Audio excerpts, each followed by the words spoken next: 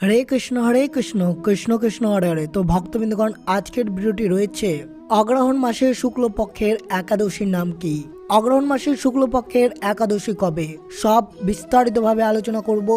অবশ্যই ভিডিওটি মনোযোগভাবে দেখবেন যে অগ্রহণ মাসের শুক্লপক্ষের একাদশী কবে পালন করা হবে। অর্থাৎ অগ্রহণ মাসে রয়েছে মোক্ষদা একাদশী। এই মোক্ষদা একাদশী অগ্রহণ মাসের শুক্লপক্ষের একাদশী নামে পরিচিত।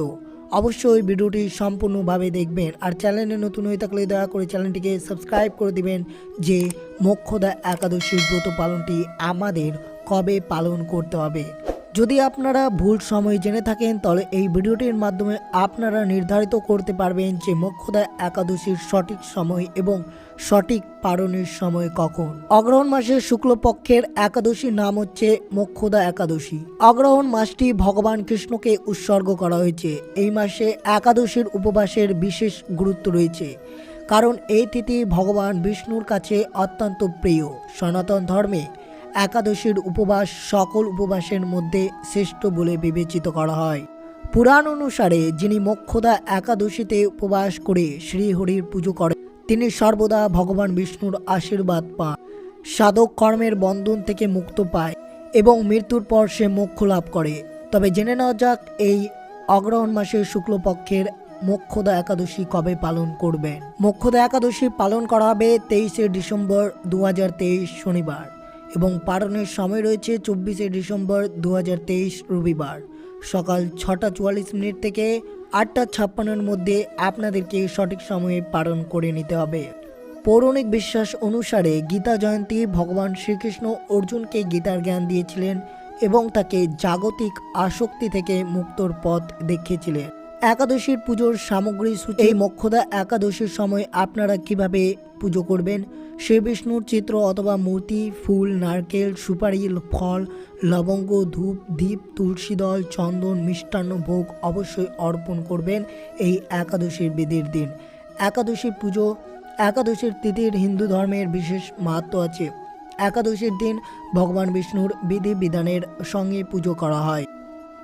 মনে করা হয় যে এই রকম করলে যে কোনো রকম মনস্কামনা পূর্ণ হয়। সকালবেলায় স্নান করে শুদ্ধ বসনে দীপ জ্বালিয়ে ভগবান বিষ্ণুর গঙ্গা জল দিয়ে অভিষেক করতে হবে।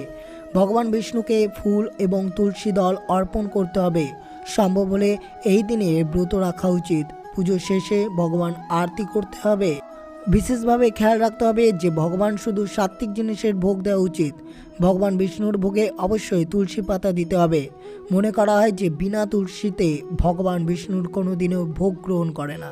এই দিনে ভগবান বিষ্ণুর সাথে মা লক্ষ্মীর পুজো করা আপনাদেরকে অবশ্যই প্রয়োজন এবং এই দিনে যত বেশি সম্ভব ভগবানের ধ্যান করা উচিত। এই উপবাসে বিষ্ণুর সহস্র নাম পাঠ করলে কাঙ্ক্ষিত ফল পাওয়া যায়। এর পাশাপাশি রাত জেগে ভগবান বিষ্ণুকে স্মরণ করা উচিত। মোক্ষদা একাদশীর উপবাস পালন করলে ভগবান বিষ্ণু ও মা লক্ষ্মীর আশীর্বাদ পাওয়া যায়। এছাড়াও এই দিনে দান করলে বহুগুণ পুণ্য ফল লাভ করা যায়।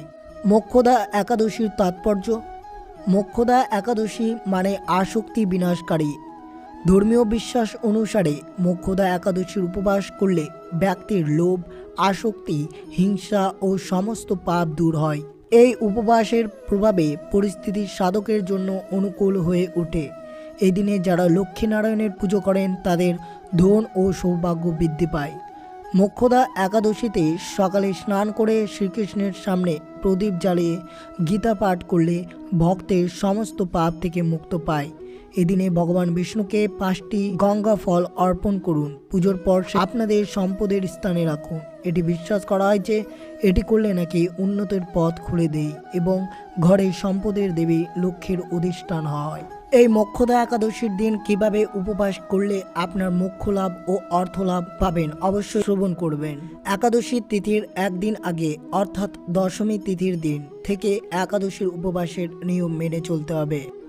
এই একাদশীর দিন চাল, রসুন, পেঁয়াজ, মাংস ও অপবিত্র খাবার উপবাসের একদিন আগে অর্থাৎ দশমী থেকে ত্যাগ করতে হবে। মোক্ষদা একাদশীর উপবাসে সম্পূর্ণ ব্রহ্মচর্য পালন করতে হবে। একাদশীর উপবাসের দিন আচার আচরণ ঠিক রাখুন। কারোর সঙ্গে বাজে ব্যবহার করবেন না। উপবাসের সময় কম কথা বলুন। এই সময় মিথ্যে কথা বলবেন না। উপবাসের দিন গাছ থেকে ঝরে পড়া আম বা জামের পাতা চিবিয়ে আঙ্গুল দিয়ে গলা পরিষ্কার করুন। বাড়িতে এই দিনে ভুলেও ঝাড়ু ব্যবহার করবেন না। এমন জিনিস ব্যবহার করবেন না যা খেয়ে পিঁপড়ের মতো অণুজীবের মৃত্যুর কারণ হতে পারে। এই দিনে চুল কাটা উচিত নয়, কারো নিন্দা করবেন না। ভুলবশত যদি এই দুটি কাজ করে থাকেন তাহলে একই মুহূর্তে সূর্যদেবকে দর্শন করে শ্রী হরির পুজো করে ক্ষমা চাওয়া উচিত। একাদশীর দিন জুয়া, মদ, হিংসা, নিন্দা, চুরি, যৌন মিলন, রাগ, মিথ্যা, ভণ্ডামি ইত্যাদি খারাপ কাজ থেকে দূরে থাকবেন। একাদশীর দিনে বিশেষ তাৎপর্য রয়েছে, তাই সামর্থ্য অনুযায়ী এই দিনে দান বা খাদ্যবস্তু অবশ্যই দান করবেন। এই দিনে উপবাস করলে ভগবান বিষ্ণু প্রসন্ন হয় এবং মনের সমস্ত ইচ্ছা পূরণ করে। মোক্ষদা একাদশীর দিন ব্রহ্ম মুহূর্তে স্নান করে হলুদ বস্ত্র পরিধান করুন। তারপর ভগবান বিষ্ণুর ধ্যান করুন এবং তাকে হলুদ ফুল ও হলুদ ভোগ অর্পণ করুন। এতে ভগবান বিষ্ণুর আশীর্বাদ সর্বদা আপনার উপর থাকবে। এই দিনে ভগবান বিষ্ণুকে দুধ, দই, মধু, চিনি, মিছরি, গঙ্গা জল দিয়ে অভিষেক করুন। এতে ভগবান বিষ্ণুর আশীর্বাদ বজায় থাকবে এবং আপনার সমস্ত কাজ কোনো বাধাই ছড়াই সম্পূর্ণ হবে। মোক্ষদা একাদশীর দিন অসুস্থ গাছের কাঁচা দুধ এবং গঙ্গা জল নিবেদন করুন, কারণ ভগবান বিষ্ণু অসুস্থ গাছে বাস করেন। এই উপায় করলে আপনি জীবনে কোনো সমস্যায় পড়বেন না। কথিত আছে যে মোক্ষদা একাদশীর দিন আপনি যত বেশি অভিভাবককে দান করবেন তত বেশি শুভ ফল পাবেন। বিশেষ করে হলুদ জিনিস অবশ্যই দান করুন, কারণ হলুদ রং ভগবানের বিষ্ণুর খুবই প্রিয়। এটি পূর্ণ অর্জন করাই আপনি সমস্ত রকমের মনস্কামনা আপনার খুব তাড়াতাড়ি পূরণ হবে। এই দিনে আপনি যদি ভগবান বিষ্ণুর পুজো করেন তবে দেবী লক্ষ্মীর পুজো অবশ্যই করবেন, কারণ দেবী লক্ষ্মী হচ্ছে সম্পদের দেবী। আর যদি ভগবান বিষ্ণুর পুজোর সাথে সাথে যদি আপনি দেবী লক্ষ্মীর পুজো করতে পারেন তাহলে এতে আপনার সম্পত্তি বৃদ্ধি পাবে। এই মোক্ষদা একাদশীর দিন অবশ্যই কামধেনু গরুর মূর্তি বাড়িতে আনা শুভ বলে মনে করা হয়। কথিত আছে যে এই গরুর মূর্তি পুজো করলে ঘরে সুখ সমৃদ্ধি আসে। সাদা হাতির মূর্তিও বাড়িতে আনা যায়। কথিত আছে সাদা হাতি ভগবান বিষ্ণুর প্রিয়। তুলসী গাছ বাড়িতে আনা শুভ বলে মনে করা হয়। কথিত আছে তুলসী হলো দেবীর লক্ষ্মীর রূপ, তাই মোক্ষদা একাদশী তুলসী বাড়িতে আনা যেতে পারে। এই দিনে বাড়িতে মাছের প্রতিমাও আনা যেতে পারে। মোক্ষদা একাদশীর সম্পর্কে ব্রাহ্মণ্ড পুরাণ এবং পদ্ম পুরাণে পাণ্ডব রাজা যুধিষ্ঠিরের কাছে ভগবানের কৃষ্ণ বর্ণনা করেছেন।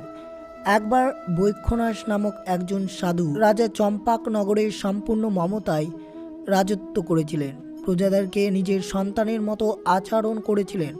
তার প্রজারা বৈষ্ণব সম্প্রদায়ের অন্তর্গত এবং বৈদিক জ্ঞানে অত্যন্ত পণ্ডিত ছিলেন। একবার রাতে রাজা একটি স্বপ্ন দেখেছিলেন, যেখানে তিনি যম দ্বারা শাসিত নরকের তার পূর্বপুরুষদের যন্ত্রণা ভোগ করতে দেখেছিলেন। মৃত্যুর দেবতা, যিনি তাদের মুক্ত করার জন্য রাজার কাছে অনুরোধ করেছিলেন। রাজা অত্যন্ত ব্যথিত হলেন এবং পরের দিন তার পরিষদের ব্রাহ্মণদের কাছে এই দুঃস্বপ্নের কথা বললেন, কিভাবে তার মৃত পিতা এবং তার পূর্বপুরুষদের নরকের অত্যাচার থেকে মুক্ত করা যায় এবং তাদের মোক্ষ প্রদান করা যায় সে সম্পর্কে তিনি তাদের পরামর্শ চেয়েছিলেন।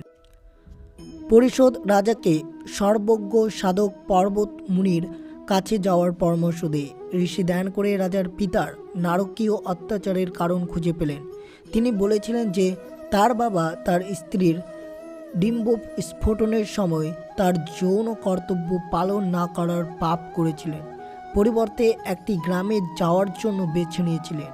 পরিস্থিতি সংশোধনের সমাধান হিসেবে ঋষি রাজাকে মোক্ষদা একাদশীর দিন ব্রত পালনের পরামর্শ দেন। মোক্ষ একাদশীতে রাজা তার স্ত্রী, সন্তান এবং আত্মীয়দের সাথে পূর্ণ বিশ্বাস ও ভক্তি সহকারে ব্রত পালন করেন। রাজার ধর্মীয় যোগ্যতা স্বর্গের দেবগণকে খুশি করেছিলেন, যারা রাজপিতাকে তাদের স্বর্গ নিয়ে গেছিলেন। মোক্ষদা একাদশীতে চিন্তামণির সাথে তুলনা করা হয়, যে রত্ন সমস্ত ইচ্ছা পূরণ করে। বিশেষ যোগ্যতা ব্রতের দ্বারা অর্জিত হয় বলে বলা হয়, যার দ্বারা কেউ নরক থেকে স্বর্গে উন্নতি হতে পারে বা নিজে মোক্ষ লাভ করতে পারে। মোক্ষদা একাদশীর নিয়মাবলী। একাদশীর পালনের সাত্ত্বিক নিয়মগুলি হলো সামর্থ্য পক্ষে দশমীতে একাহার থাকবেন, একাদশীতে নিরাহার ও দ্বাদশীতেও একাহার। অসমর্থ পক্ষে শুধুমাত্র একাদশীতে অনাহার। এছাড়াও একাদশীতে আপনি পঞ্চরবি শস্য বর্জন করে ফলমূলাদি অনুগ্রহণ করতে পারবেন। সকল বন্ধুদের বলছি যে কি এই একাদশীর দিন কোন খাদ্য গ্রহণ করা উচিত নয়। রবি শস্য অর্থাৎ পঞ্চরবি শস্য আপনারা ভুল করেও খাবেন না। কি রয়েছে? ধান জাতীয় সকল প্রকার খাদ্য, চাউল, মুড়ি, চিড়া, সুজি, পায়েস, খিচুড়ি, চালের পিঠা, খই ইত্যাদি। গম জাতীয় সকল প্রকার খাদ্য যেমন আটা, ময়দা, সুজি, সকল প্রকার রুটি, বিস্কুট, হরলিক্স ইত্যাদি। জব এবং ভুট্টা জাতীয় সকল প্রকার খাদ্য যেমন ছাতু, খই, রুটি ইত্যাদি। ডাল জাতীয় সকল প্রকার খাদ্য যেমন মুগ, মশকালাই, খেসারি, মুসুরি, ছোলা, অড়হর, ফেলন, মটরশুঁটি, বরবটি ও ছিম ইত্যাদি। এছাড়াও সরষের তেল, সয়াবিন তেল, তিলের তেল ইত্যাদি।